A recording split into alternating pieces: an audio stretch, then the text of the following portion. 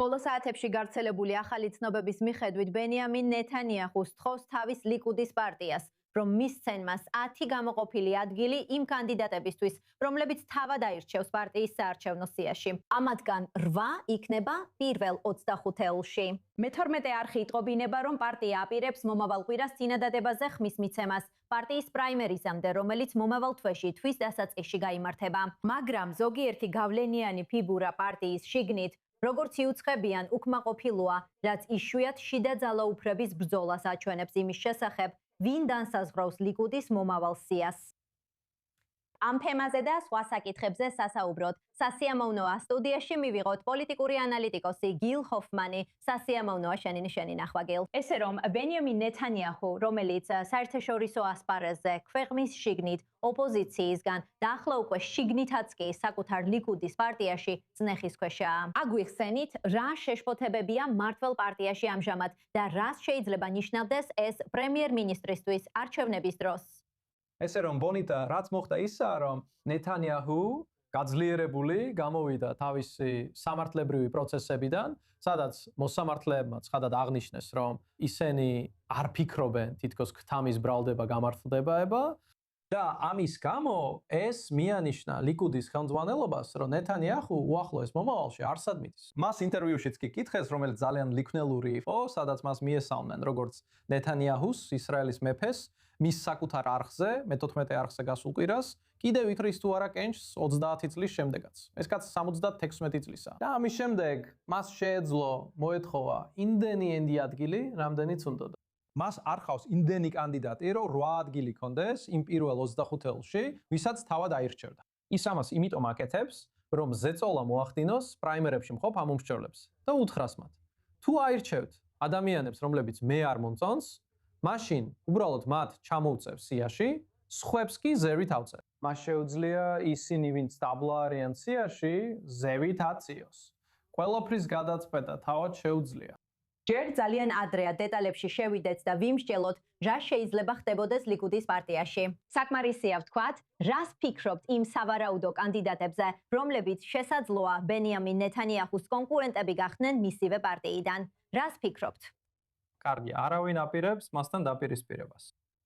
სანამ ის აქ არის, ის არის ლიკუდის ლიდერი. ყველა ვინც სცადა მასთან დაპირისპირება, აღმოჩნდა პარტიის გარეთ, სულ მცირე დროებით. ჩვენ ნახეთ გამოწვევა, რომელიც გიდეონ სარმას სცადა, იული ედელშტეინმაც სცადა, იულიმ კი შაბათ-კვირას გამოაცხადა, რომ ის აღარ იყრის კენჭს ლიკუდის შიგნით, ის პარტიას რკინის ხელით მართავს. მაგრამ ერთ დღეს ბენიტა ამ პარტიის ლიდერისთვის ყველაზე საინტერესო არჩევნები გვექნება, რაც კი ოდესმე ქონია, რადგან ამ პარტიას 100 წლის განმავლობაში მხოლოდ 4 ლიდერი ჰყავდა. და ისინი ყველა პრემიერ-მინისტრი გახდნენ. ეს მართლაც ძალიან კარგი თანამდებობაა, თუ შეძლებ ის მიღებას.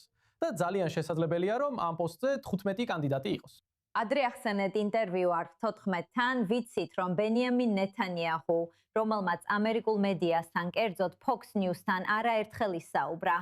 თქვენი აზრით, რატომ ირჩევს ის ამ პლატფორმას, რომ სოფლიოსთან ისაუბროს საერთაშორისო medიის საშუალებით და ამ ეტაპზე ნაკლებად მიმართავს ადგილობრივ მედიას?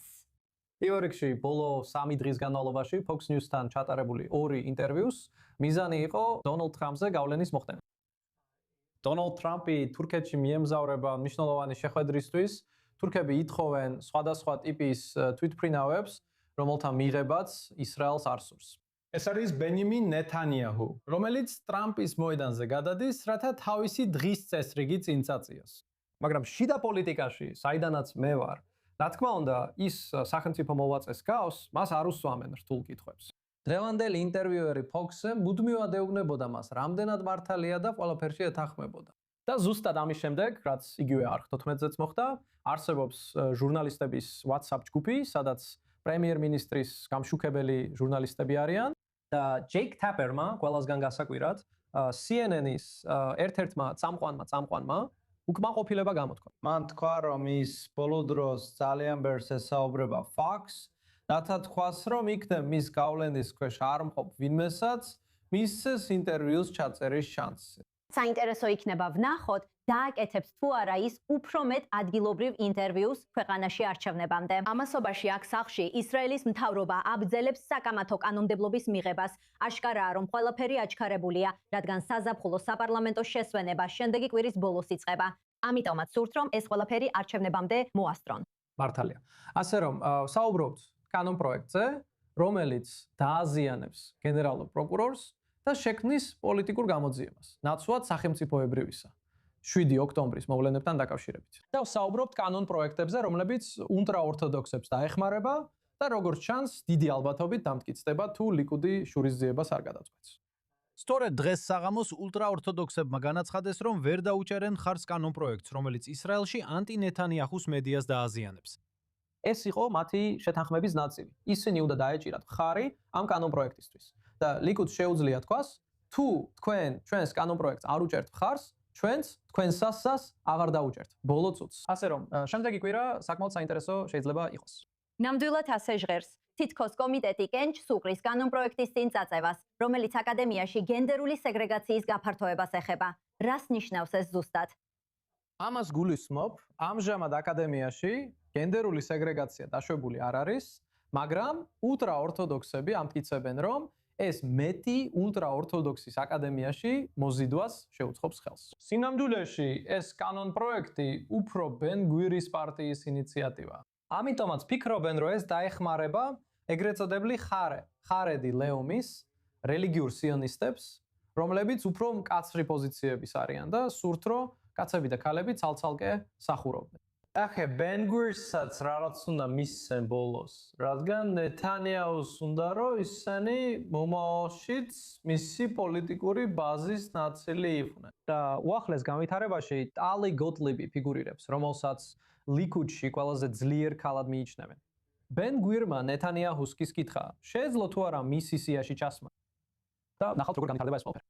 დიახ, ნამდვილად ნახავთ როგორი იქნება რეაქცია ასეთ მოთხოვნაზე. მადლობას გიხდით თქვენი შეხედულებებისთვის. წინ კიდევ ბევრია განსახილველი მომდევნო თვეებში. პოლიტიკური ანალიტიკოსი გილ ხოფმანი, როგორც ყოველთვის, მადლობა სტუდიაში ყოფნისთვის.